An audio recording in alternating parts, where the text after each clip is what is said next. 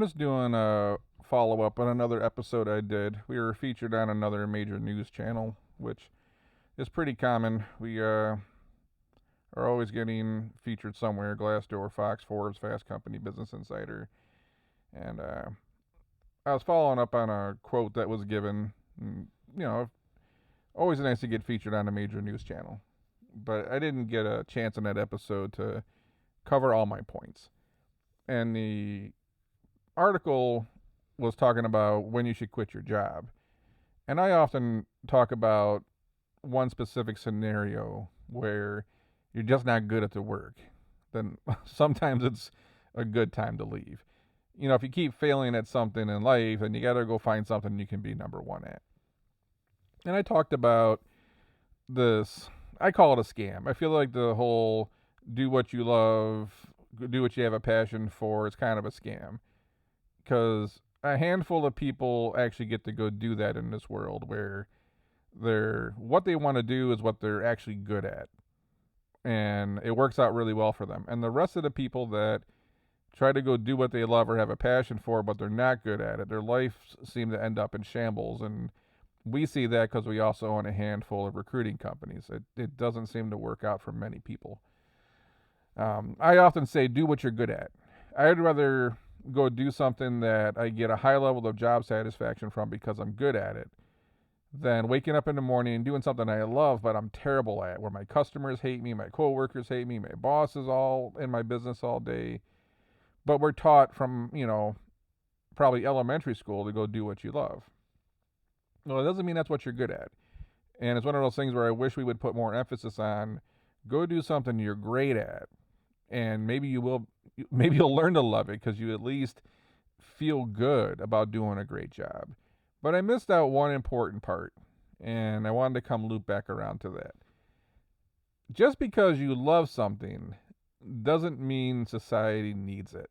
And it's a greatly undervalued piece of advice that I don't think you're hearing from the colleges right now. We do college planning too, and that's something we often discuss with the student and the parents.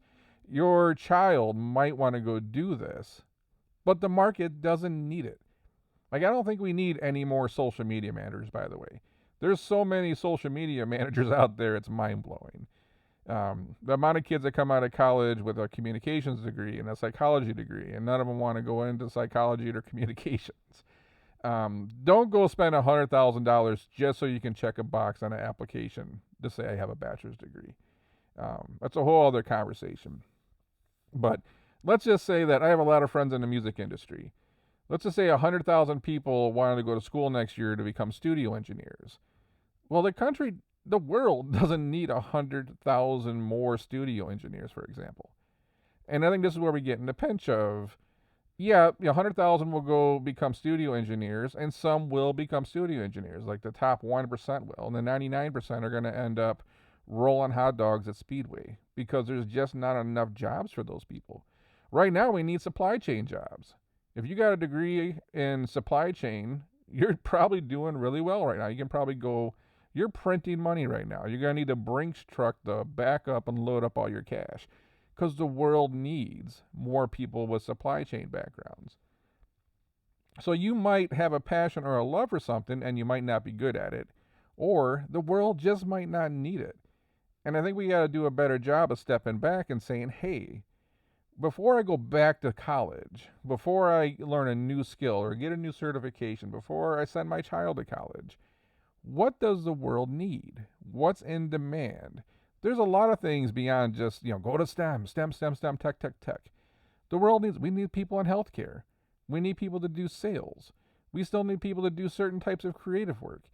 There's so many things out there that we need to keep this country running. Skilled trades. You can make a good living doing CNC, welding. There's a lot of stuff. These are the people that keep this world turning. Those are good paying jobs, but we're not sending people off to school to do those things.